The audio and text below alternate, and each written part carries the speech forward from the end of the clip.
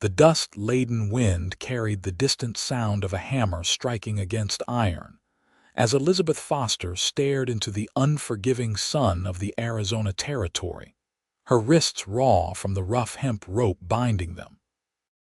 It was the summer of 1878, and she had never imagined she would find herself standing on a makeshift auction block in Mineral Park, the mining town that had sprung up in Mohave County just a few years prior. A thin, threadbare blanket was her only possession, clutched desperately in her trembling fingers as the auctioneer's voice rang out across the crowd of weathered faces. "What am I bid for this fine woman? Young, healthy, can cook and clean. Perfect for any mining camp or ranch that needs a woman's touch." The auctioneer called out, his voice carrying over the murmurs of the crowd. Elizabeth fought back tears, her throat tight with fear and shame. Just weeks ago, she had been traveling west with her uncle after her parents' death, seeking a new beginning. But the stagecoach attack had claimed her uncle's life, and the bandits had brought her here to this humiliating fate. $10, came a gruff voice. 15, shouted another. Elizabeth kept her gaze fixed on the distant mountains, refusing to look at the men bidding on her life.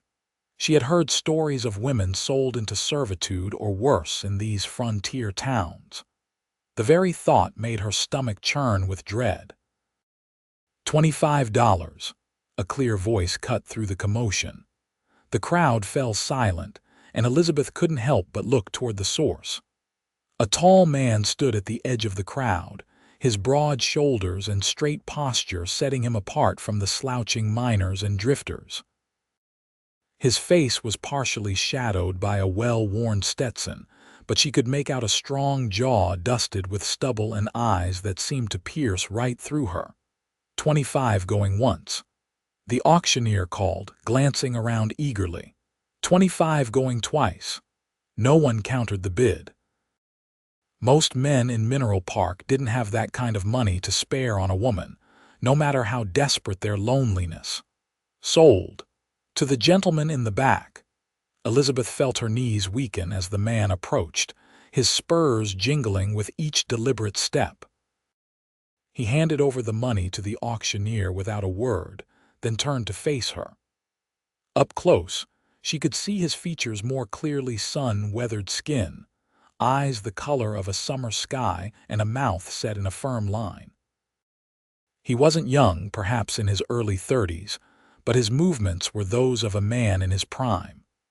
With a swift motion that startled her, he reached out and lifted Elizabeth into his arms, blanket and all, as if she weighed nothing more than a sack of flour.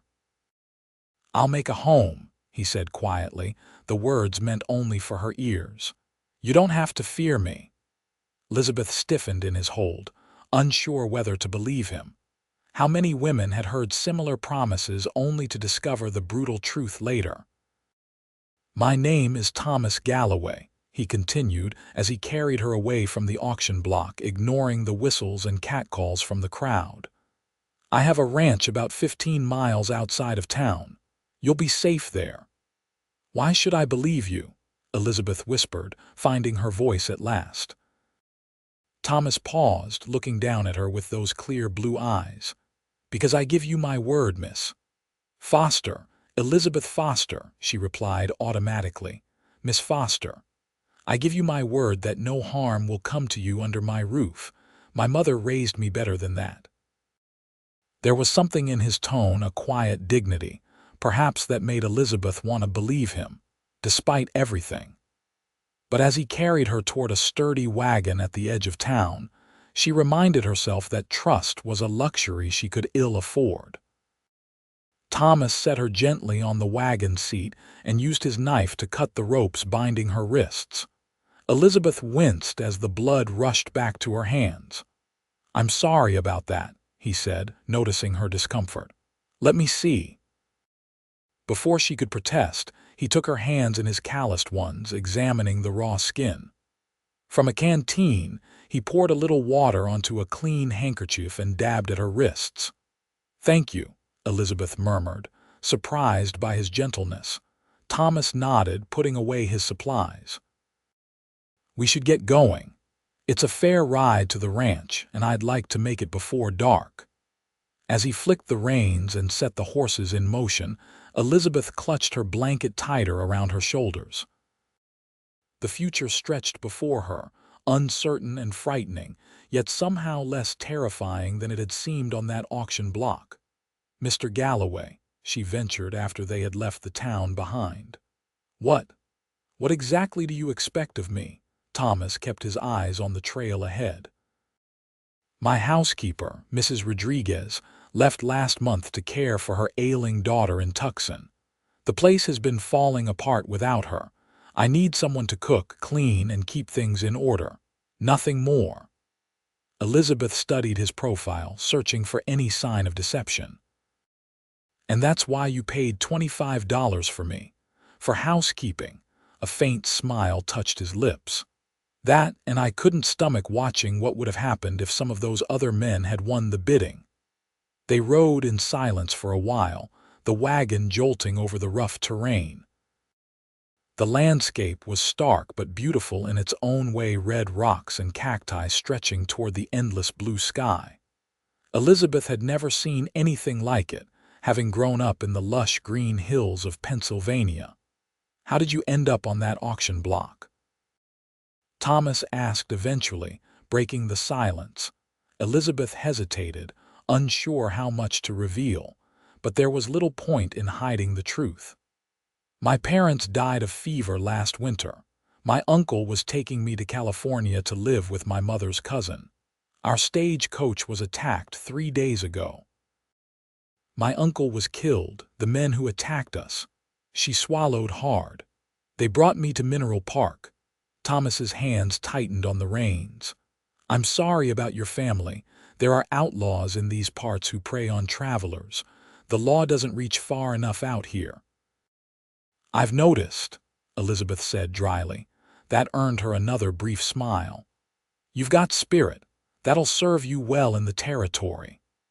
As they continued their journey, Elizabeth began to notice details about her rescuer or her owner, depending on how one looked at the situation. Thomas Galloway was a man of few words, but when he did speak, he chose them carefully. His clothes were practical but well-maintained, and though he carried a revolver on his hip, he didn't have the dangerous look of a gunslinger or an outlaw. The sun was beginning to sink toward the horizon when Thomas pointed ahead. "There it is, Galloway Ranch." Elizabeth leaned forward, eager for her first glimpse of what would be her new home, at least temporarily. What she saw surprised her. Rather than the crude cabin she had expected, a proper house stood in a small valley, with a barn and several outbuildings nearby. A stream ran along one side of the property, and corrals held horses and cattle. It wasn't grand by Eastern standards, but for the Arizona territory, it was impressive. "You've built all this yourself?" she asked, unable to hide her surprise. "My father started it 20 years ago. I've added to it since he passed," Thomas replied. "We run cattle mainly, though I keep some horses too. There's a good spring that never dries up, even in the worst drought." He guided the wagon to the house and brought it to a halt. Before Elizabeth could climb down herself, Thomas was there, lifting her from the seat. This time, she noticed the warmth of his hands at her waist and the faint scent of leather and soap that clung to him. "Thank you," she murmured, quickly stepping away once her feet touched the ground. Thomas nodded and gestured toward the house. "Come on inside. You must be hungry." The interior of the house was tidier than Elizabeth had expected for a bachelor's dwelling, though she could see signs of neglect, a thin layer of dust on the mantelpiece, dishes stacked beside a wash basin. The furnishings were simple but solid, and a few touches, a quilt thrown over a chair. Books stacked on a shelf suggested that Thomas Galloway was more than just a rough cowboy. "The kitchen's through there," Thomas said, pointing. "Mrs. Rodriguez kept it well stocked." Your room will be the one at the back of the house. It has its own door to the yard and a view of the mountains. Elizabeth followed him through the house, taking in every detail. It's not what I expected. What did you expect? Something more primitive, I suppose. Thomas shrugged. My mother believed in civilization, even out here. She made my father build a proper house. He paused at a closed door. This is your room. He opened it to reveal a small but pleasant bedroom with a real bed, not just a cot, chest of drawers, and a window that looked out toward distant purple mountains. It was clean and simple, with no personal touches, clearly a guest room rather than one that had been occupied. I'll leave you to get settled, Thomas said. There's a washroom off the kitchen with a pump and a tub if you want to clean up. I need to check on the stock, but I'll be back to make some supper unless you feel up to cooking. Elizabeth turned to face him, suddenly overwhelmed by the strangeness of her situation. Mr. Galloway, I don't know how to thank you. He looked uncomfortable with her gratitude. No need for thanks. Rest up. We'll sort out the details tomorrow. After he left, Elizabeth sat on the edge of the bed, her blanket, the only thing she had left from her previous life, still clutched in her hands. Despite Thomas's reassurances, she couldn't quite bring herself to believe in her good fortune. Men didn't simply rescue women out of kindness, not in her experience.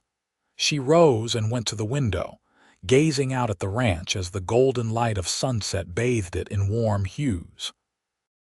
Whatever Thomas Galloway's true motives, she was no longer standing on an auction block, and for that she was grateful. Tomorrow would bring what it would. For now, she would make the most of this unexpected reprieve. By the time Thomas returned to the house, Elizabeth had washed up using the basin in the kitchen, combed her hair with a borrowed comb she found in a drawer, and straightened her travel-worn dress as best she could. She had also taken the initiative to prepare a simple meal from the supplies she found in the pantry: beans, bacon, and cornbread. Thomas stopped short when he entered the kitchen, clearly surprised to find dinner waiting. You didn't have to do this, he said, removing his hat and hanging it on a peg by the door. I wanted to, Elizabeth replied, setting plates on the table. It seemed the least I could do. He washed his hands at the basin before sitting down, and Elizabeth noticed that he waited for her to take her seat before starting to eat, a courtesy she hadn't expected. This is good, he said after the first few bites. You know your way around a kitchen. My mother taught me. She believed every woman should know how to run a household properly. They ate in silence for a while, the tension slowly easing between them. Elizabeth took the opportunity to study Thomas more carefully. In the lamplight, she could see that he was handsome in a rugged way, with lines at the corners of his eyes that suggested he smiled more often than she had yet seen. How long have you lived out here? She asked eventually. All my life. My father came west after the Mexican War and staked his claim. Met my mother when he went back east for supplies. She was a schoolteacher in St. Louis. A fond smile crossed his face. Everyone thought she was crazy to follow him out here, but she never complained, not even during the worst times. They sound like remarkable people. Thomas nodded. They were. Lost them both in '70, influenza. I'm sorry, Elizabeth said softly, understanding the pain of such loss all too well. It's been 8 years, he replied with a shrug, but she could see that the wound still pained him. What about your family? You mentioned Pennsylvania. Yes, near Pittsburgh. My father was a bookkeeper for a steel company. Elizabeth found herself telling him about her childhood, her parents, and the dreams she'd had before their deaths had changed everything. And now, Thomas asked, what are your plans? Elizabeth set down her fork, the question bringing her sharply back to her present reality. I don't know. I still have family in California, my mother's cousin, but I have no means to get there. Thomas considered this. I could arrange passage for you when the time comes, if that's what you want. Surprise flickered across Elizabeth's face. You would do that, after paying for me at the auction. I didn't buy you, Miss Foster. I paid to get you off that auction block. There's a difference. His voice was firm. You're free to go whenever you choose, but I would ask that you stay at least until I can find a replacement housekeeper. The ranch needs tending, and I can't do it all myself. Elizabeth studied him, trying to discern his true intentions. Everything he said seemed sincere, yet caution held her back from complete trust. And what exactly would my duties entail? Cooking, cleaning, mending. The usual housekeeping tasks.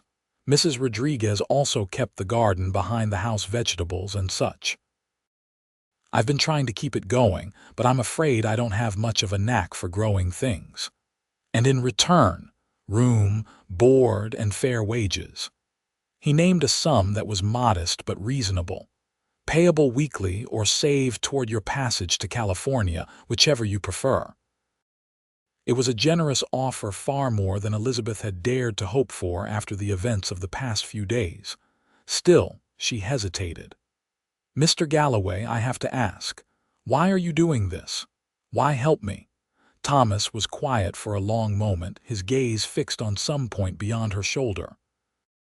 When he finally spoke, his voice was low. 8 years ago, my sister Caroline was traveling to visit a friend in Prescott. Her stagecoach was attacked, much like yours. His jaw tightened. She wasn't as fortunate as you by the time I found her. He didn't need to finish. Elizabeth understood all too well what had happened to Caroline Galloway. A chill ran through her as she realized how close she had come to a similar fate. I'm so sorry, she whispered. Thomas nodded, acknowledging her sympathy. When I saw you on that auction block today, I couldn't walk away. Not this time. The raw honesty in his voice convinced Elizabeth more than any fine words could have. She reached across the table impulsively, placing her hand on his. Thank you. I accept your offer, Mr. Galloway. His eyes met hers, and something passed between them, an understanding, perhaps, or the beginning of trust. He didn't pull his hand away immediately, and neither did she. Thomas, he said after a moment, if we're going to be living under the same roof, you might as well call me Thomas. Elizabeth, she replied with a small smile, though most people call me Lizzie. Elizabeth suits you better, he said, finally withdrawing his hand. It has dignity. The compliment, simple as it was, brought a flush to her cheeks. After dinner, Thomas showed her more of the house, explaining the daily routine and what would be expected of her. The ranch, she learned, employed 2 cowboys who lived in a bunkhouse near the Barn brothers named Miguel and Javier Ortiz. Good men, Thomas told her. Been with the ranch for 5 years now. They usually take their meals in the bunkhouse, but on Sundays they join me for dinner. He explained that a supply wagon came from Mineral Park once a month, bringing necessities that couldn't be produced on the ranch.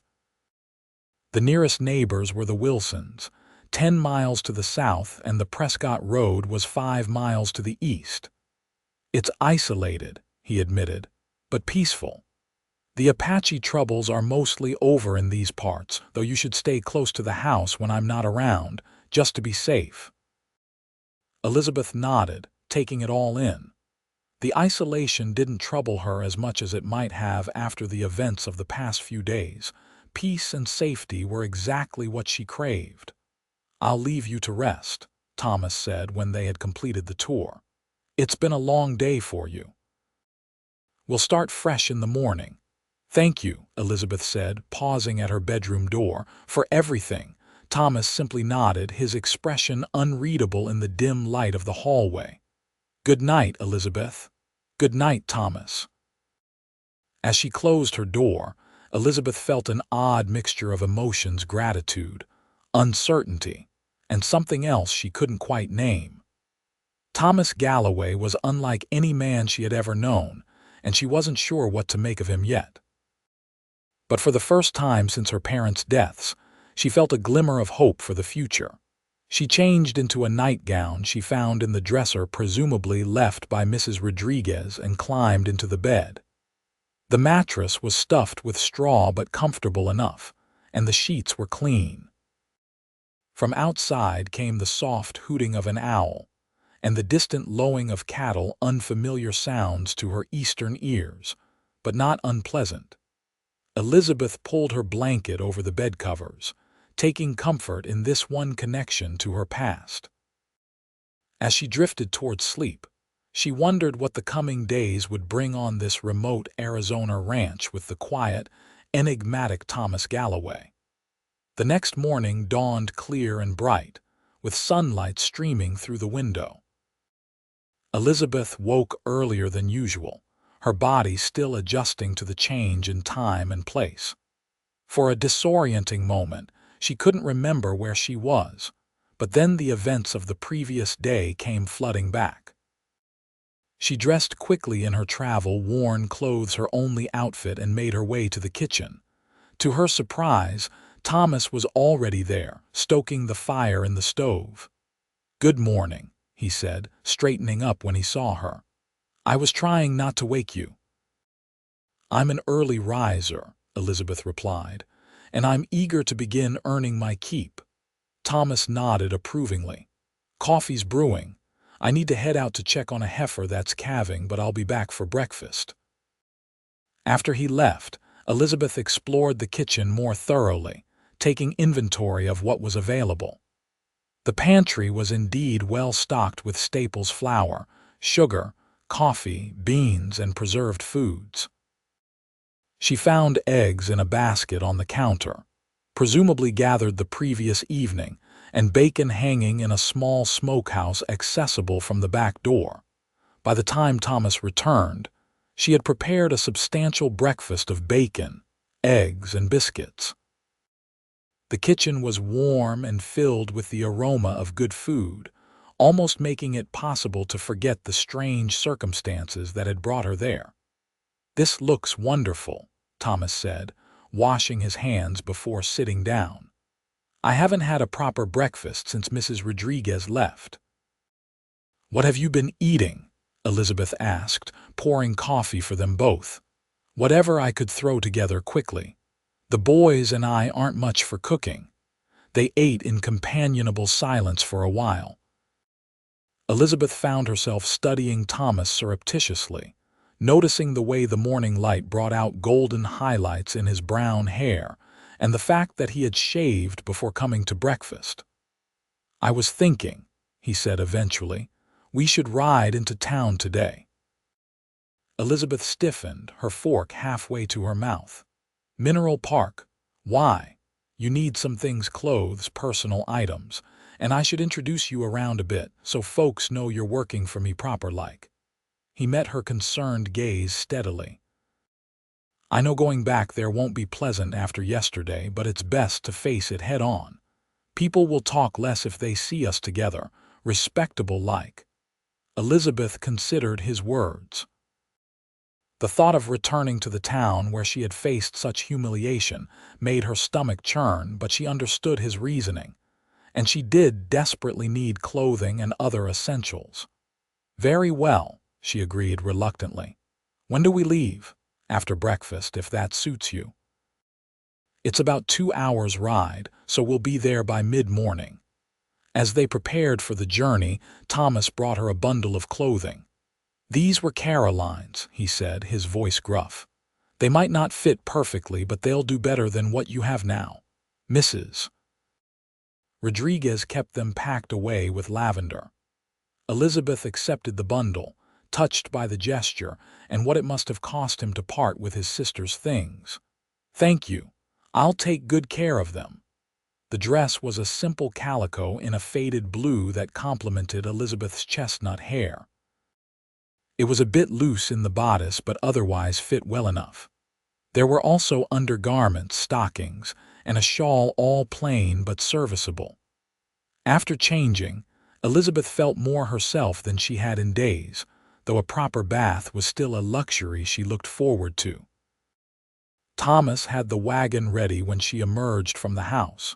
He helped her up onto the seat, his hands strong and steady at her waist. Elizabeth couldn't help noticing that he had changed into a clean shirt and vest for the trip to town. The journey to Mineral Park passed more quickly than it had the previous day, perhaps because Elizabeth was now rested and not fearing for her future.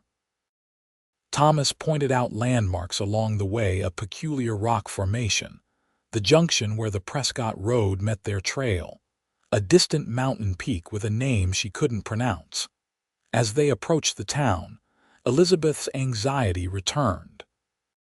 She clutched her shawl tighter around her shoulders, dreading the stares and whispers that would surely greet her. "Hold your head high," Thomas advised quietly, seeming to sense her distress. "You've done nothing to be ashamed of." Mineral Park was more active than it had been the previous day. Miners and townsfolk moved purposefully along the dusty main street, and wagons were parked outside the general store and saloon. Elizabeth was acutely aware of the curious glances thrown their way as Thomas guided the wagon to a hitching post in front of the general store. "Morning, Galloway," called a man emerging from the store, middle-aged, with a prominent belly straining against his vest buttons. "Don't usually see you in town this time of month." "Morning, Sheriff Dawson," Thomas replied, helping Elizabeth down from the wagon. "Had some business to attend to." The sheriff's gaze shifted to Elizabeth, recognition dawning in his eyes. "Miss," he said with a nod that seemed more respectful than she had expected. "Tom treating you right?" Before she could answer, Thomas spoke up. "Elizabeth Foster, this is Sheriff Walter Dawson." "Sheriff, Miss Foster has taken over as housekeeper at the ranch." There was a deliberate emphasis in the way Thomas stated her position, and Elizabeth understood he was establishing the propriety of their arrangement. "Pleased to meet you, Sheriff," she said with as much dignity as she could muster. The sheriff studied her for a moment, then nodded again. "Likewise, Miss Foster. Good to see Tom here finally got some civilizing influence back at that ranch of his." He turned to Thomas. "You staying for lunch?" "Martha's making her chicken and dumplings today. We've got a fair bit to do," Thomas replied. "Another time, perhaps." As they entered the general store, Elizabeth whispered, "He knew who I was. From yesterday." "Walter knows everything that happens in Mineral Park," Thomas confirmed. "But he's a decent man. He won't give you any trouble." The store was well stocked for a frontier establishment, with everything from dry goods to tools to ready-made clothing. The proprietor, a thin man with spectacles, greeted Thomas warmly. "Mr. Galloway, what brings you in today?" "Your monthly order isn't due for another 2 weeks." "Special circumstances, Mr. Perkins," Thomas said, then introduced Elizabeth. "Miss Foster needs to outfit herself with the basics, clothing, toiletries, that sort of thing." Mr. Perkins's wife, a plump woman with kind eyes, emerged from the back room. "Well now, let me help with that. Come along, dear. We've got some lovely fabrics and a few ready-made things that might suit you." Elizabeth followed Mrs. Perkins to a corner of the store where women's goods were displayed. The older woman showed her calico and muslin for everyday dresses, a Sunday best dress that had come in on the last shipment from back east, undergarments, stockings, a serviceable pair of boots, and various personal items she would need. "How are you settling in at the Galloway place, Mrs. Perkins asked as she helped Elizabeth select patterns. "It's only been a day," Elizabeth replied cautiously, "but Mr. Galloway seems very fair." Mrs. Perkins nodded approvingly. "He's a good man, Thomas Galloway. Lost his sister in a terrible way some years back, broke his heart, it did. He keeps to himself mostly, but he's respected hereabouts. Treats his men well, pays his bills on time." She lowered her voice. "Not like some in these parts." Elizabeth absorbed this information, adding it to what she already knew about Thomas. "I'm grateful for the position," she said simply. Well, you look like a sensible girl. That ranch needs a woman's touch has done ever since his mother passed. Mrs. Rodriguez did her best, but she's getting on in years. Mrs. Perkins patted Elizabeth's arm. You need anything advice, company, whatever you come see me, you hear. The unexpected kindness brought a lump to Elizabeth's throat. Thank you, Mrs. Perkins. I appreciate that very much. By the time they had selected everything Elizabeth needed, Thomas had finished his own shopping. He paid for all of it without hesitation, including fabric and patterns for several dresses that Mrs. Perkins promised to have made up within the week. Thank you, Elizabeth said as they loaded their purchases into the wagon. I'll repay you from my wages. Consider it in advance, Thomas replied. You'll need proper equipment to do your job. Their next stop was the town's small cafe for a quick meal. Elizabeth was conscious of the stares directed their way but took Thomas's advice and held her head high. To her relief, no one approached their table or made any untoward remarks. As they were finishing their meal, a well-dressed woman entered the cafe, accompanied by a man in a banker's suit. The woman stopped short when she saw Thomas, her face lighting up with a smile. Thomas Galloway. What a pleasant surprise. Thomas stood, his expression polite but reserved. Miss Harrington, Mr. Harrington, good to see you both. We missed you at the Founders' Day social last month, the woman continued, her gaze flicking curiously to Elizabeth. Father was hoping to discuss that grazing land with you. Been busy at the ranch, Thomas replied. Miss Foster, this is Miss Victoria Harrington and her father, Mr. James Harrington. He owns the bank here in Mineral Park. This is Miss Elizabeth Foster, my new housekeeper. Victoria Harrington's smile cooled noticeably at the introduction. How do you do, Miss Foster? I trust you're finding Mineral Park agreeable. The subtle emphasis on the last word made it clear that Victoria had heard about yesterday's auction. Elizabeth met her gaze steadily. Everyone has been most welcoming, thank you. Mr. Harrington cleared his throat. Galloway, when you have a moment, I'd like to discuss that business proposition I mentioned last time we spoke. I'll be in town again next week, Thomas said. We can talk then. After the Harringtons moved to their own table, Elizabeth asked quietly, Is she your sweetheart? Thomas looked startled, then amused. Victoria? No. Her father would like it that way. Harrington has been trying to merge my land with his investments for years, but Victoria and I have never. No. She's not my sweetheart. Elizabeth wasn't sure why this information pleased her, but she found herself relaxing slightly. She's very beautiful. She is, Thomas agreed, but there was no particular enthusiasm in his tone. Are you ready to head back? The return journey was quieter, both of them tired from the day's activities. The wagon was loaded with their purchases, including some supplies Thomas had needed for the ranch.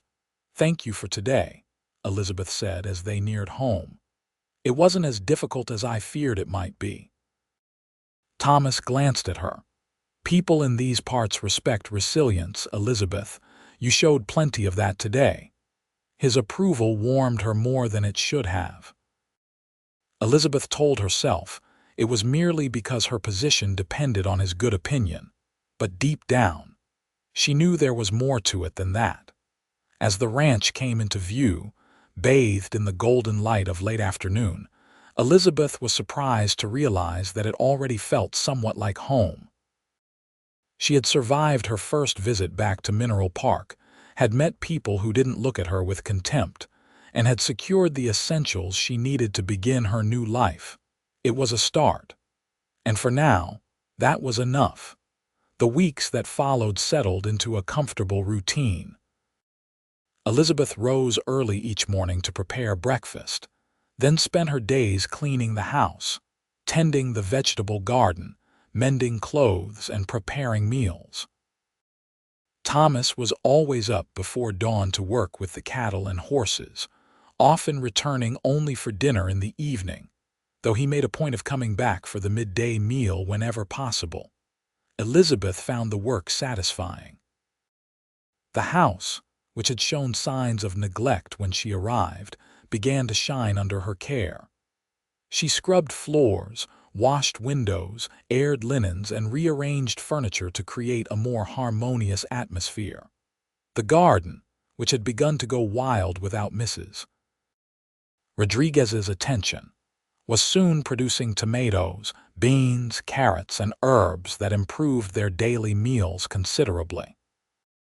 She also became acquainted with the Ortiz brothers, Miguel and Javier, who were initially shy around her but soon warmed to her presence, especially when she began sending extra biscuits and pies to their bunkhouse. They were hard-working, good-humored men who clearly respected Thomas and treated Elizabeth with unfailing courtesy. True to his word, Thomas paid her weekly wages, which she saved toward her eventual journey to California. But as the days passed, Elizabeth found herself thinking less and less about leaving. There was satisfaction in bringing order to the ranch house, in watching the appreciation in Thomas's eyes when he returned to a clean home and a hot meal, in knowing her work was valued. She also found herself increasingly drawn to Thomas himself. He was a man of few words but thoughtful actions. She noticed how he always removed his hat and boots before entering the house, no matter how tired he was, how he brought her wildflowers he found while riding the range, how he carried an extra water for her bath without being asked, how he sat on the porch in the evenings, whittling or reading by lamplight, providing quiet companionship without demands. One evening, about a month after her arrival, they sat on the porch after dinner enjoying the cooler air.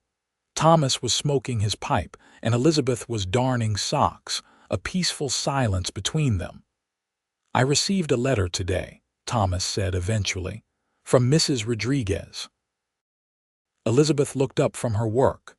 "How is she?" "Her daughter's better, but Mrs. Rodriguez has decided to stay in Tucson permanently.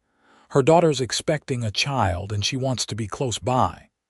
"I see," Elizabeth said, uncertain how this news affected her position. "Will you need to find another housekeeper then?" Thomas removed his pipe from his mouth, studying the glowing bowl. "That depends on you, I suppose. Your work here has been more than satisfactory. I'd be pleased if you decided to stay on permanently." The offer shouldn't have surprised her, yet Elizabeth found herself momentarily speechless. "What about California? You said you'd help me get there."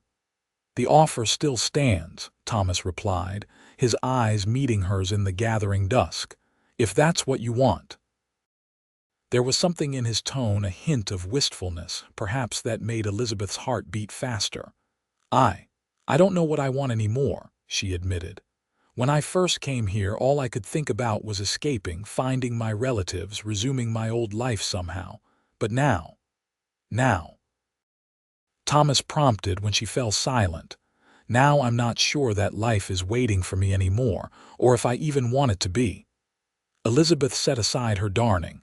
"I've never been needed the way I am here. I've never felt so useful." Thomas was quiet for a long moment, tamping down the tobacco in his pipe. "You're more than useful, Elizabeth. This place. It feels like a home again since you've been here, not just a place to eat and sleep." The simple honesty of his words touched her deeply. "Thank you for saying that."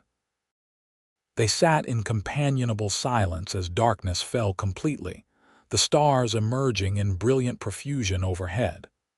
Elizabeth had never seen stars like this back east, so numerous and bright that they seemed close enough to touch. "It's beautiful here," she murmured. "I never imagined the desert could be so alive."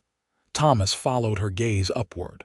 "My mother used to say the stars were clearer out here because we're closer to heaven." I think she might have been right. When it grew too dark to see her work, Elizabeth gathered her mending. As she stood to go inside, Thomas spoke again. "There's a social in town next Saturday. Dancing, food, that sort of thing. Would you Would you care to attend? With me? The invitation caught Elizabeth by surprise. A social? Yes, I'd like that. Thomas nodded, a small smile playing at the corners of his mouth. Good. That's good. Inside her room that night, Elizabeth found herself both excited and nervous about the prospect of attending a social event with Thomas. It wasn't quite a courtship, she was still his employee. After all, but it felt like something more than their current arrangement. And she couldn't deny the flutter in her heart when she thought of dancing with him under the stars. The days leading up to the social passed in a flurry of preparation. Elizabeth finished sewing a new dress from the fabric, purchased in town, a pretty blue calico with white trim that Mrs. Perkins had assured her would bring out the color in her eyes. She washed and set her hair the morning of the event, and even used a bit of the rose-scented toilet water that had been among her purchases. Thomas, too, seemed to be making special efforts. He returned early from his work that day and spent an unusual amount of time in the washroom. When he emerged, his hair was neatly combed, his face clean-shaven, and he wore a crisp white shirt with his best waistcoat and trousers. "You look very handsome," Elizabeth said when he appeared in the kitchen where she was putting the finishing touches on a pie to bring to the social. Thomas's ears reddened slightly at the compliment. "Thank you. You look beautiful, Elizabeth." The simple words brought a warmth to her cheeks. "Thank you." The drive to town was filled with a pleasant anticipation. Thomas had harnessed his best team to the wagon, and had even added a cushion to the hard wooden seat for Elizabeth's comfort. They talked easily about ranch matters, and the people they might see at the social, the slight awkwardness of the morning giving way to their usual comfortable rapport. Mineral Park was transformed for the occasion. Lanterns hung from the trees in the small town square, and tables laden with food surrounded a cleared area for dancing. A band of local musicians, a fiddle player, a man with a guitar, and another with a harmonica were setting up on a makeshift stage. As Thomas helped Elizabeth down from the wagon, she was aware of curious glances from the townsfolk. Her appearance at Thomas's side, clearly dressed for socializing rather than as a servant, would set tongues wagging. But to her surprise, she found she didn't mind. Let them talk. She knew the truth of her arrangement with Thomas, and that was all that mattered. They were greeted warmly by Mr. and Mrs. Perkins, who introduced them to several other townspeople. Elizabeth was relieved to find most people treated her with polite respect, though she noticed a few whispers behind raised hands. "Don't mind them," Mrs. Perkins murmured to her when Thomas stepped away to speak with Sheriff Dawson. "People will always talk. It'll die down soon enough." The festivities began with a communal supper, everyone sharing the dishes they had brought. Elizabeth's apple pie received several compliments, which pleased her more than she wanted to admit. Thomas stayed close to her side, introducing her to neighbors from outlying ranches and farms, his hand occasionally coming to rest lightly on the small of her back in a protective gesture that made her feel both safe and strangely breathless. After the meal, the dancing began. Elizabeth hadn't danced since before her parents' deaths, but when Thomas offered his hand for a lively reel, she accepted eagerly. To her delight, he proved to be a capable dancer, guiding her through the steps with confidence. "Where did you learn to dance like this?" she asked, slightly breathless as they circled each other. "My mother insisted," he replied with a grin that transformed his usually serious face. "Said no son of hers would grow up without knowing how to properly escort a lady around a dance floor." Elizabeth laughed, enjoying the way his hands felt when they briefly clasped hers during the figures of the dance. She was a wise woman. They danced several more times, with breaks in between to catch their breath and sip the sweet punch being served. During one such interlude, Elizabeth noticed Victoria Harrington watching them from across the square, her expression unreadable. "Miss Harrington doesn't look pleased to see us together," Elizabeth observed quietly. Thomas followed her gaze. "Victoria has certain expectations. I've never encouraged them." Before Elizabeth could respond, Victoria herself approached, a forced smile on her perfectly arranged features. "Thomas, how delightful to see you actually attending a social event. And Miss Foster, what a charming dress." "Thank you, Miss Harrington," Elizabeth replied, determined to be polite despite the other woman's barely concealed disdain. "The musicians are excellent, aren't they? Passable for a frontier town," Victoria said dismissively. "Thomas, father was hoping you might spare him a moment to discuss business." "Not tonight, Victoria," Thomas said firmly. "I'm here to enjoy the dancing." Victoria's smile tightened. "Of course. Perhaps I might claim a dance for old time's sake." Thomas hesitated, and Elizabeth could see him struggling between politeness and his clear desire to refuse. "One dance," he finally agreed. "Excuse us, Elizabeth." Elizabeth nodded, watching as Thomas led Victoria to join the set forming for the next dance. They made a handsome couple. She had to admit Victoria in her expensive dress from San Francisco, Thomas tall and straight-backed in his Western finery. "Don't worry, honey," came Mrs. Perkins's voice beside her. "That one's all flash and no substance. She'd wither away out here in a month." Elizabeth smiled despite herself. "I'm not worried, Mrs. Perkins. Thomas and I have a business arrangement, nothing more." The older woman gave her a knowing look.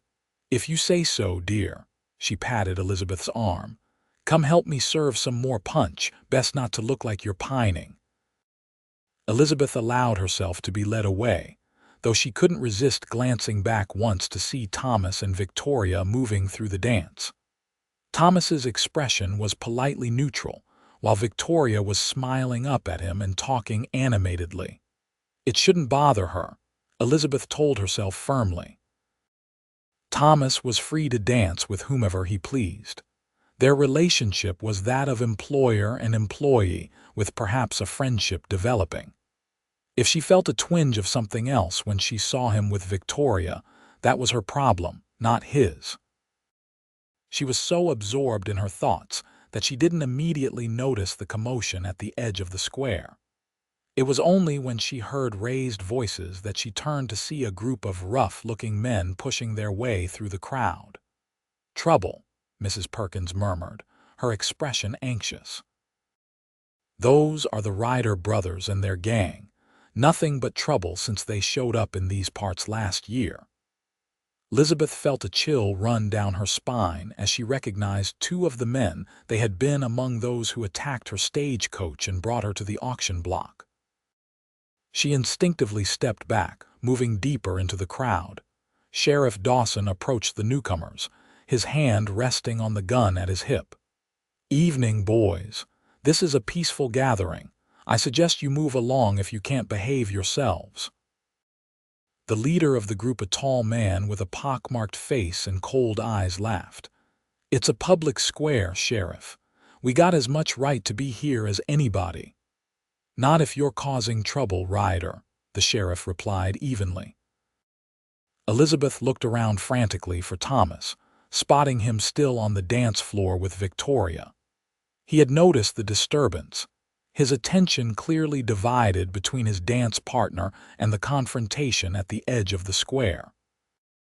"We just came for some entertainment," Ryder said, his gaze scanning the crowd. When his eyes fell on Elizabeth, a slow, malicious smile spread across his face. "Well, look what we have here. If it ain't our little stagecoach girl all dressed up fancy." Elizabeth froze as the man started toward her, pushing people aside. Before she could react, Thomas was there, placing himself between her and Ryder. "Back off, Ryder," Thomas said, his voice dangerously quiet. Ryder's smile widened. "Well, if it ain't Thomas Galloway playing the gentleman." "How much did you pay for this one, Galloway?" $20. 30. A hush fell over the gathering. Elizabeth felt as though every eye was upon her, judging her. The shame she had managed to put behind her came rushing back. Thomas's hand went to his gun, but Sheriff Dawson stepped between them. "That's enough. Ryder, you and your boys clear out now, or I'll have you in my jail for disturbing the peace." "Just having some fun, Sheriff," Ryder said, his eyes never leaving Elizabeth's face. "No law against that, is there?" "There's a law against the kind of fun you had with that stagecoach," Thomas replied coldly. "A law against robbery and murder." Ryder's expression hardened. "Careful, Galloway, that's a serious accusation." "I'm a serious man." The tension was palpable. Elizabeth could see Thomas's hand still hovering near his gun, and Ryder's men had spread out, their own hands near their weapons. The townsfolk had moved back, creating an open space around the confrontation. "Thomas," Elizabeth said softly, touching his arm, "please, let's just go." For a moment she thought he wouldn't listen, that his anger would override his good sense. But then he gave a short nod, though his eyes never left Ryder's face. "This isn't over," Ryder called as Thomas took Elizabeth's arm and began leading her away. "Not by a long shot, Galloway." Thomas didn't respond, his jaw set in a grim line as he escorted Elizabeth to their wagon. The social was clearly over for them, the festive mood shattered by the confrontation. They rode in silence for several minutes, the tension gradually easing as the lights of Mineral Park faded behind them. Elizabeth's hands were shaking and she clasped them tightly in her lap. "I'm sorry," Thomas said at last. "I should have expected something like this. The Ryders have been causing trouble all over the county." "You knew they were the ones?" Elizabeth asked. "The ones who attacked my stagecoach?" Thomas nodded grimly. "I suspected as soon as you described what happened. They've done it before, but the sheriff hasn't been able to prove anything. That man Ryder, he recognized me." Elizabeth shuddered at the memory of those cold eyes. "He was there when my uncle was killed." Thomas's hands tightened on the reins. "I won't let him hurt you, Elizabeth. You have my word on that." The fierce protectiveness in his voice warmed her despite her fear. "Thank you, but I don't want you putting yourself in danger because of me." "It's not just because of you," Thomas replied. "Men like Ryder need to be stopped. They prey on the vulnerable because they can get away with it out here, where the law is stretched thin." They fell silent again, each lost in their own thoughts as the wagon rattled along the dark trail. The stars overhead seemed less beautiful now, the night less enchanted than it had been earlier. "I'm sorry your first social ended this way," Thomas said eventually.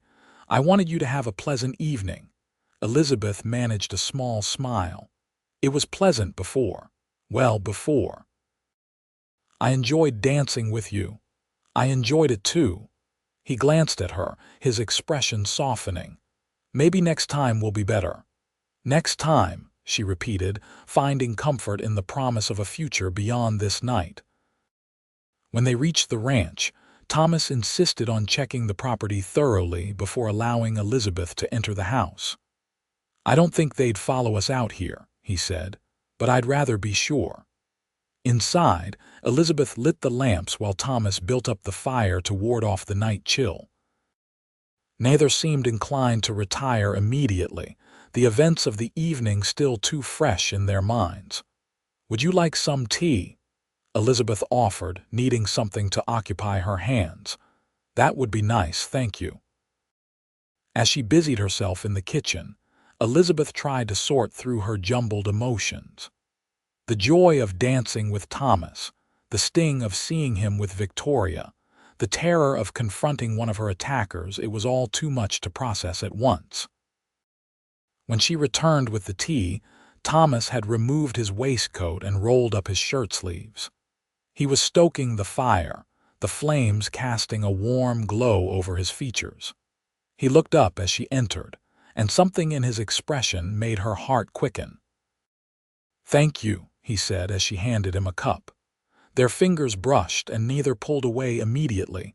They sat before the fire, sipping their tea in a silence that was no longer tense but thoughtful. "What Ryder said," Elizabeth began hesitantly. "About you buying me. I want you to know that I understand what you did that day. You saved me from a terrible fate. I'll never forget that." Thomas set down his cup, his eyes meeting hers. "I didn't do it to earn your gratitude, Elizabeth. I know that now." She took a deep breath. "When I first came here, I wasn't sure what to make of you. I thought perhaps you had other intentions." A faint smile touched his lips. "I gathered as much. You were right to be cautious. But I wasn't right about you." Elizabeth set her own cup aside. "You're a good man, Thomas Galloway. The best man I've known." Thomas looked away, seemingly embarrassed by her praise. "I try to do what's right, that's all. It's more than most do." Another silence fell between them, but this one charged with something new, an awareness that hadn't been acknowledged before. "It's getting late," Thomas said finally. "We should both get some rest."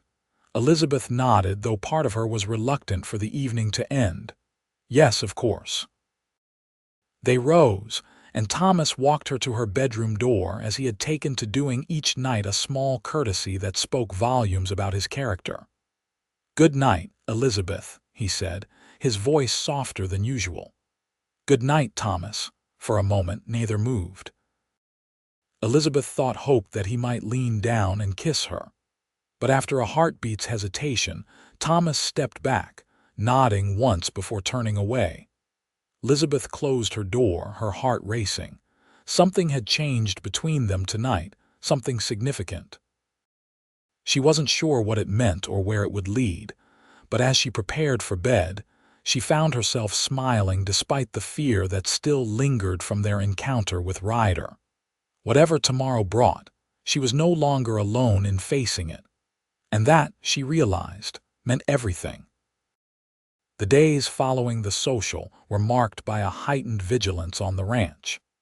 Thomas instructed the Ortiz brothers to keep watch for any signs of intruders, and he made sure Elizabeth knew how to use the shotgun he kept in the kitchen. He also began accompanying her whenever she needed to venture beyond the immediate vicinity of the house, even to gather vegetables from the garden. "Do you really think Ryder would come all the way out here?" Elizabeth asked one morning as they walked to the garden together. "I don't know," Thomas admitted, "but I'd rather be cautious. Men like that hold grudges, and he seemed to take a particular interest in you." The thought made Elizabeth shudder. "I still see his face sometimes in my dreams, him and the others when they attacked the stagecoach." She paused, then added in a smaller voice, "when they killed my uncle." Thomas stopped, turning to face her. "I'm sorry, Elizabeth. I wish I could change what happened to you." "You already have," she replied, meeting his gaze. "You gave me a chance at a new life when I thought all was lost." "That means more than I can say." Something flickered in Thomas's eyes, a warmth that made Elizabeth's heart beat faster.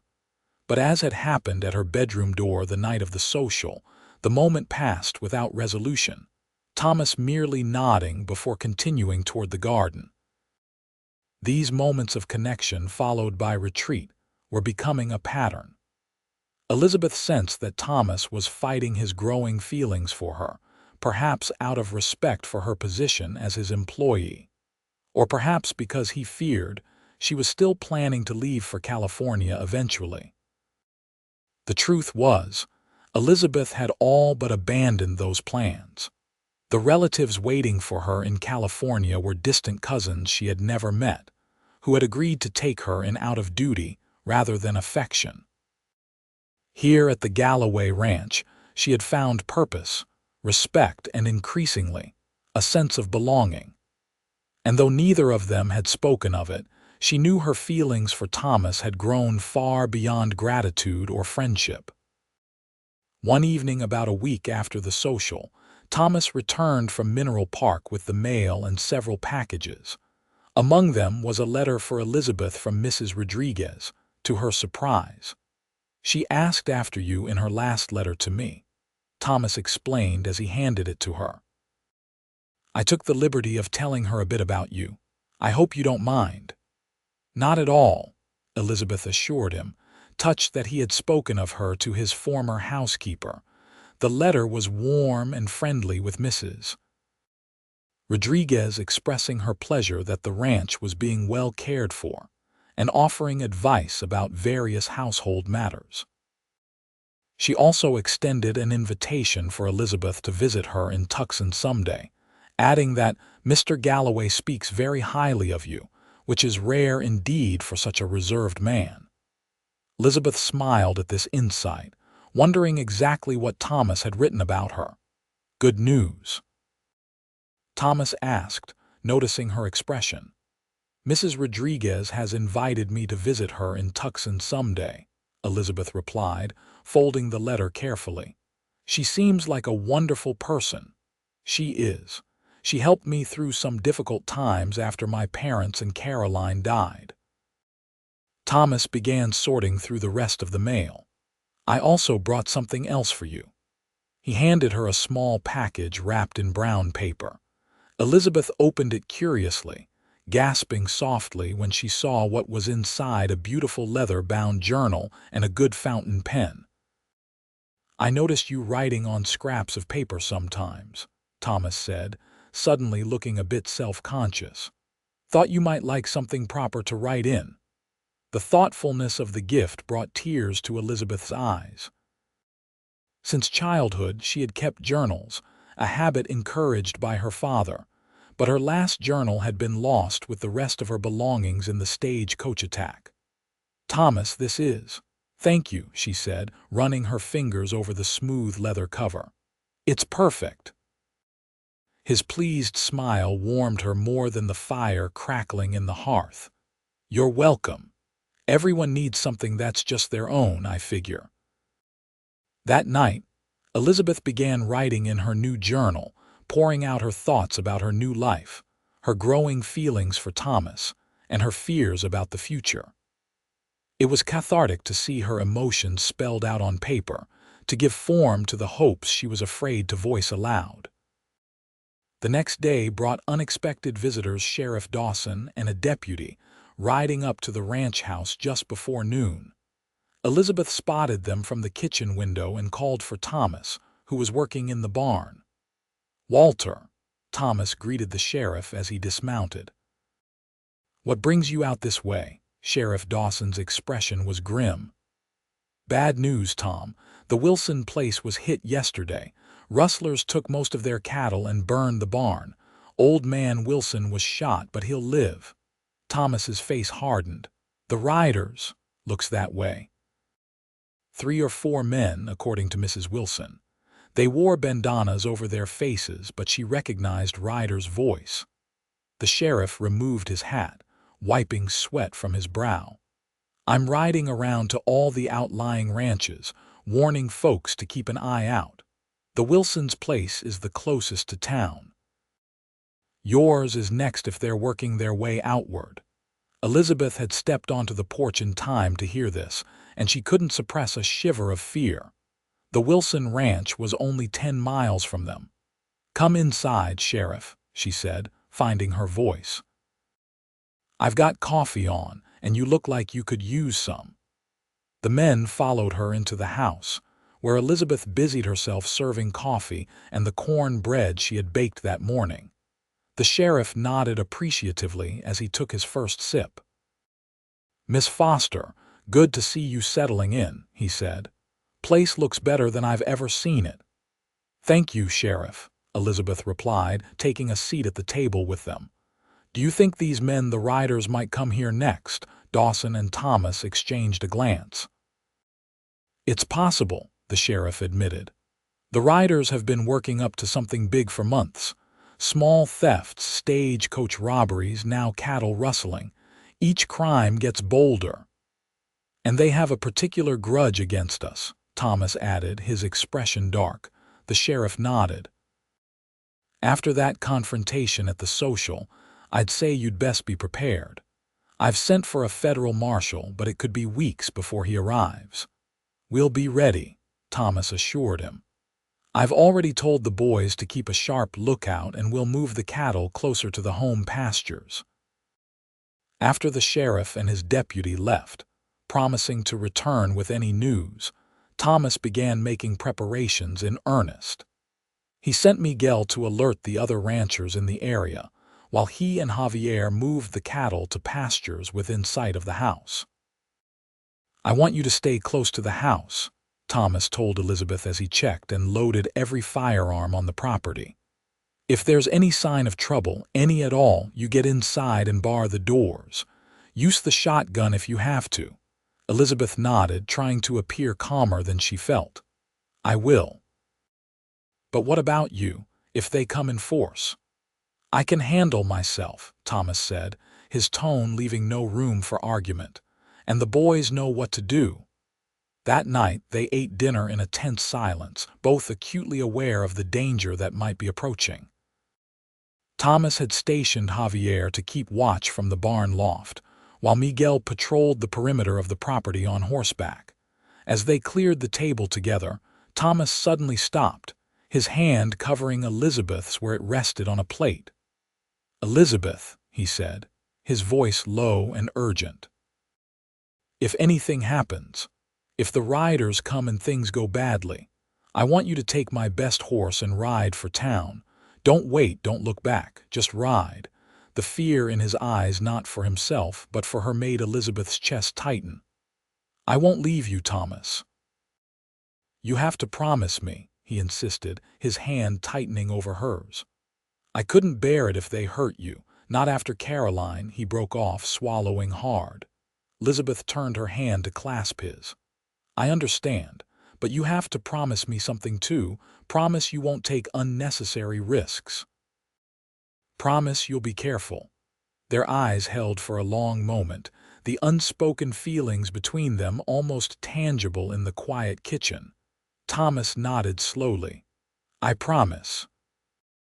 Later, as Elizabeth prepared for bed, she found herself listening intently to every sound: the creak of the house settling, the distant lowing of cattle, the soft whisper of wind through the cottonwoods by the stream. She had left her door ajar, aware that Thomas was still awake, moving restlessly through the house, checking windows and doors. Sleep seemed impossible under the circumstances.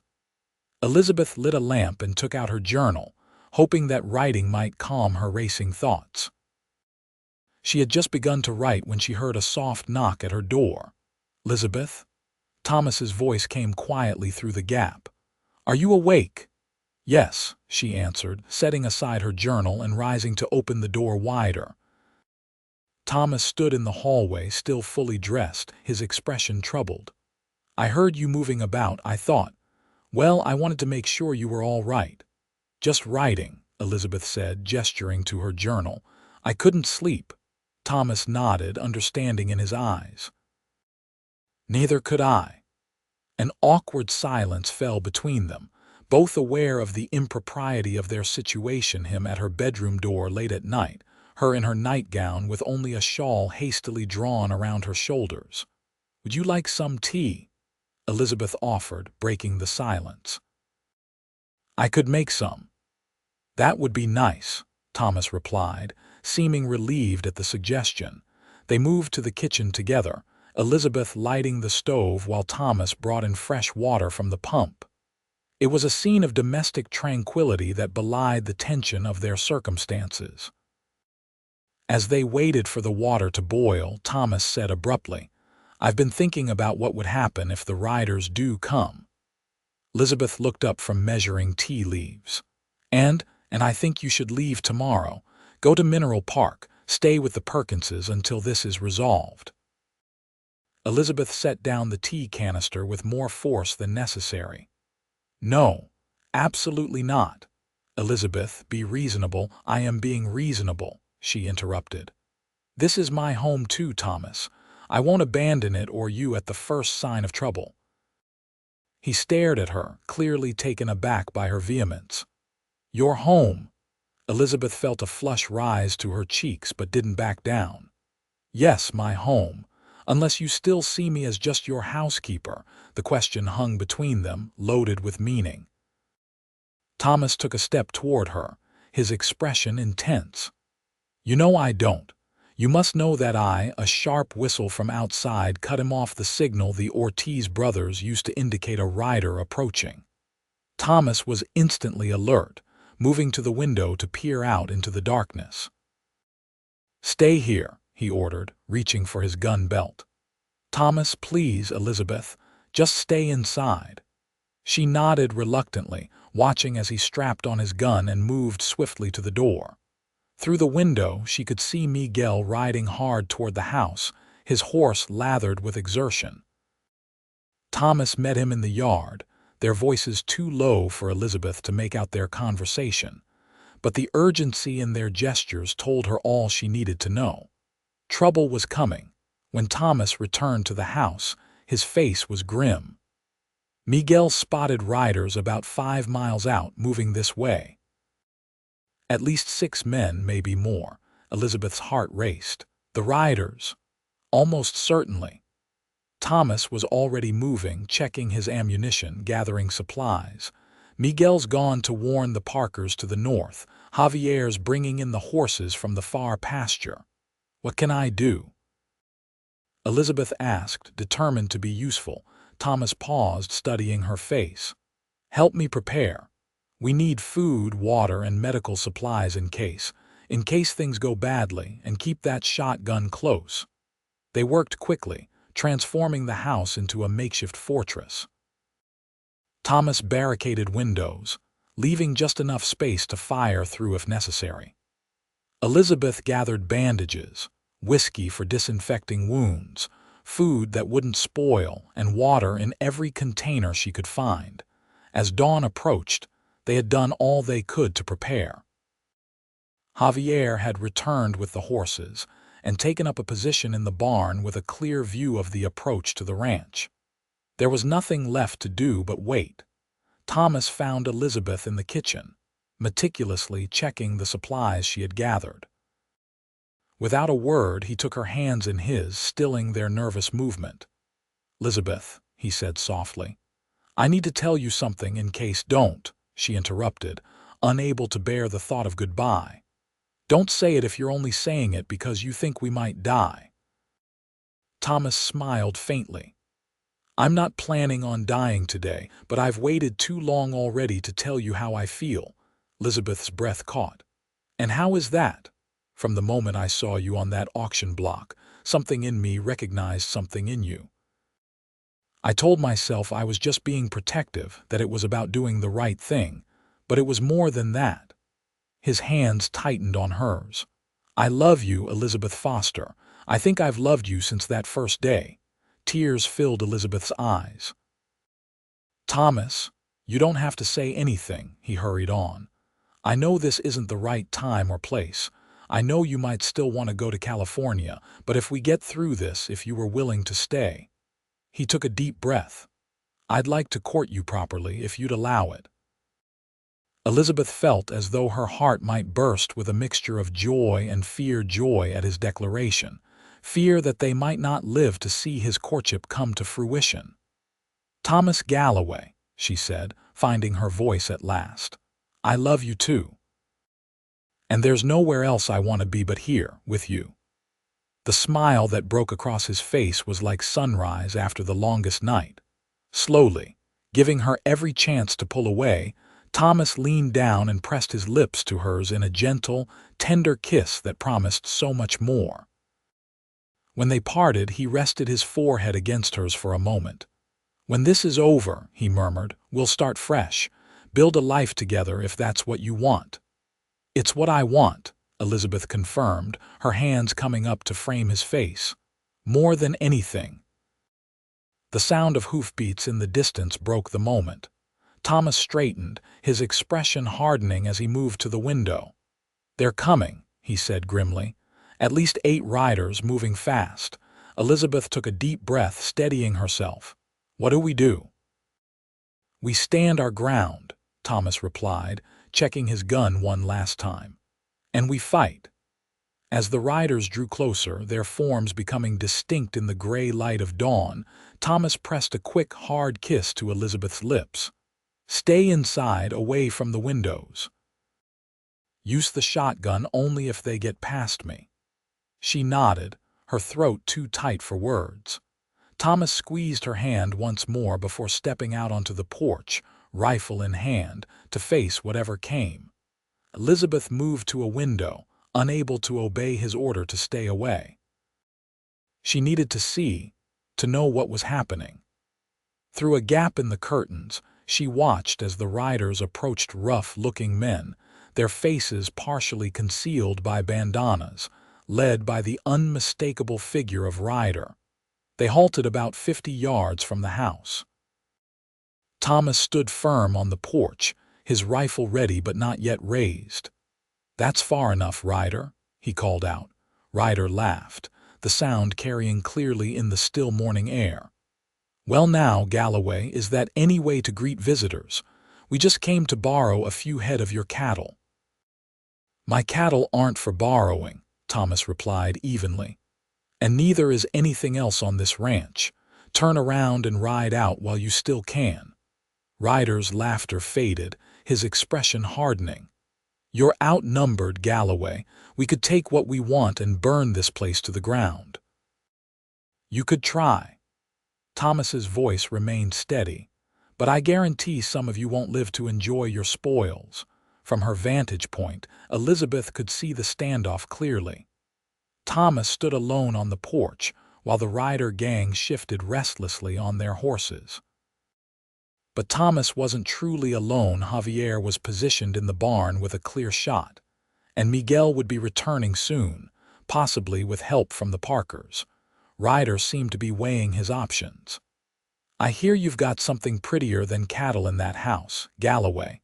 Maybe we'll take her too." Elizabeth saw Thomas's posture stiffen, though his voice remained level. "The lady is under my protection, Ryder. You come near her, you're a dead man." Big words for a man standing alone against 8. "Who says he's alone?" The new voice came from the side of the house. Sheriff Dawson stepped into view, his gun trained on the Ryder gang. Behind him were his deputy and 2 other men Elizabeth didn't recognize. Ryder's face darkened with fury. "This ain't your fight, Sheriff. When you threaten decent folks in my county, it becomes my fight," Dawson replied calmly. "Now, you boys have a choice. You can drop your weapons and come along peacefully, or you can try your luck against all of us. Your call." Elizabeth held her breath as Ryder's gaze darted between Thomas, the sheriff, and the barn where Javier's rifle barrel was now visible. She could see him calculating, weighing the odds. For a terrible moment she thought he would choose to fight. His hand twitched toward his gun, and Elizabeth raised the shotgun, prepared to fire if necessary. But then, with a curse, Ryder raised his hands.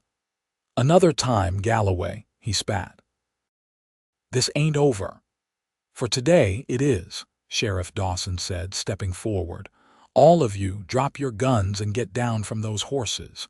You're under arrest for the attack on the Wilson Ranch and for threatening Mr. Galloway here." What followed was tense but orderly. The Ryder gang, seeing they were outgunned, surrendered their weapons. The sheriff and his men bound their hands and prepared to take them back to Mineral Park. "The federal marshal should be here within the week," Dawson told Thomas as they prepared to leave. "Between what Mrs. Wilson saw and what happened here today, we've got enough to hold them until then." "Thank you, Walter," Thomas said, shaking the sheriff's hand. "You arrived just in time." "Got word from young Miguel that trouble was heading your way," Dawson replied with a smile. "Figured you could use some help." He tipped his hat to Elizabeth, who had emerged from the house once the danger was past. "Madam, glad to see you're safe." As the sheriff and his men led the Ryder gang away, Elizabeth moved to Thomas's side, relief washing over her in waves. "It's over," she murmured. "I can hardly believe it." Thomas wrapped an arm around her shoulders, drawing her close. For now, at least, men like Ryder have friends. We'll need to stay vigilant until the marshal takes them to territorial prison." Elizabeth leaned into his embrace, savoring the solid warmth of him. "We will, together." He smiled down at her, all the love he had declared earlier still shining in his eyes. "Together," he agreed. "That has a nice sound to it." The days that followed were busy but peaceful.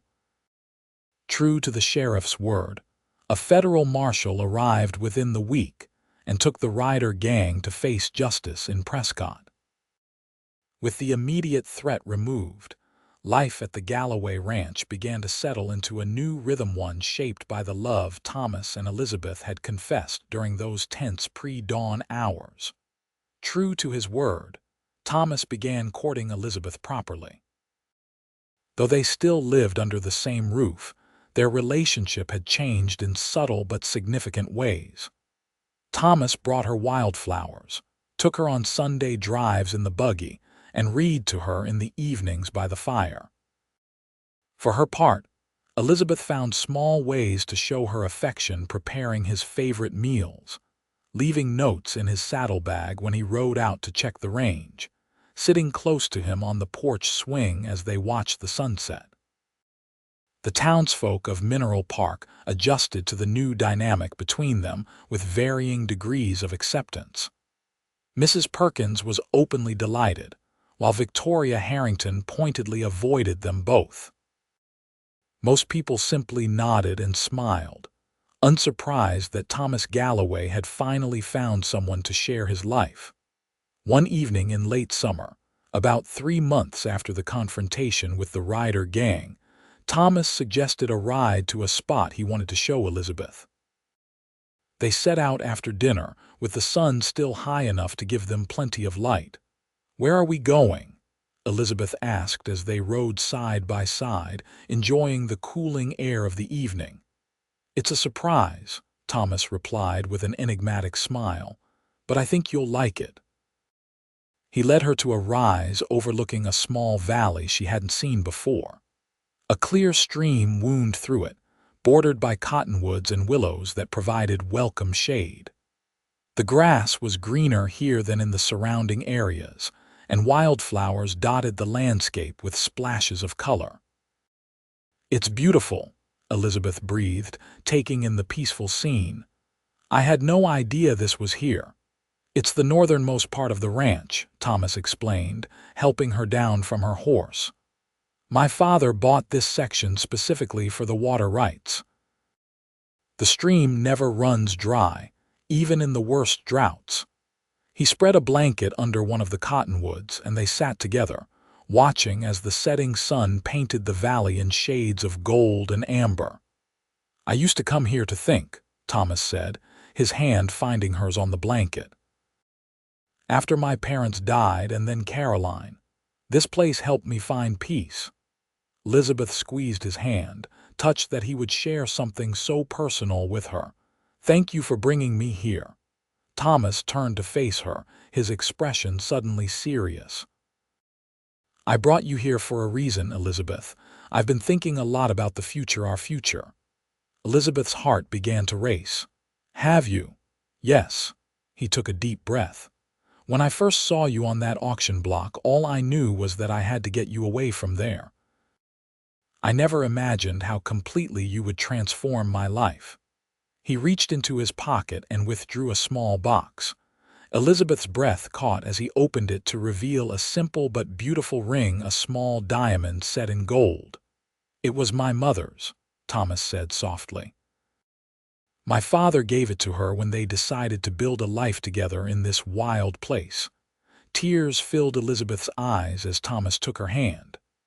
"Elizabeth Foster, I love you more than I ever thought possible. You've brought light and warmth back into my life.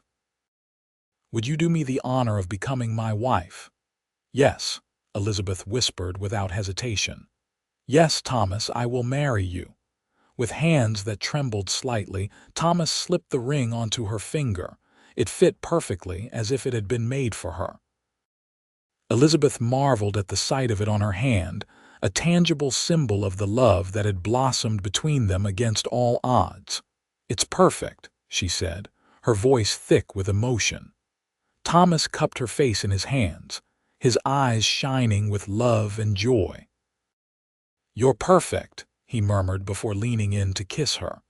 The kiss was tender at first, then deepened as Elizabeth wound her arms around his neck, drawing him closer. When they finally parted, both were breathless. "When?" Thomas asked, still holding her close. "When will you marry me?" Elizabeth smiled, her heart full to bursting. "As soon as possible. I don't want to wait." "Neither do I." He kissed her again, briefly but with no less feeling. 2 weeks. We can have the ceremony at the church in Mineral Park if that suits you." 2 weeks sounds perfect, Elizabeth agreed. "Though I'm not sure what I'll wear." Thomas laughed, the sound free and joyous in a way she had rarely heard from him. "You could wear that blanket you had when I first saw you, and you'd still be the most beautiful bride in Arizona territory." The mention of the blanket, still folded carefully in her dresser drawer, brought a rush of memories. How far they had come from that day at the auction block, when Elizabeth had been at her lowest point, and Thomas had lifted her both literally and figuratively from despair. "I think I'll find something a bit more suitable," she said with a smile. "But I'll keep the blanket always, as a reminder of how we found each other." As the sun sank below the horizon, casting long shadows across the valley, Thomas and Elizabeth lingered, talking of their plans and dreams for the future. They would live at the ranch, of course, continuing the legacy Thomas's parents had begun.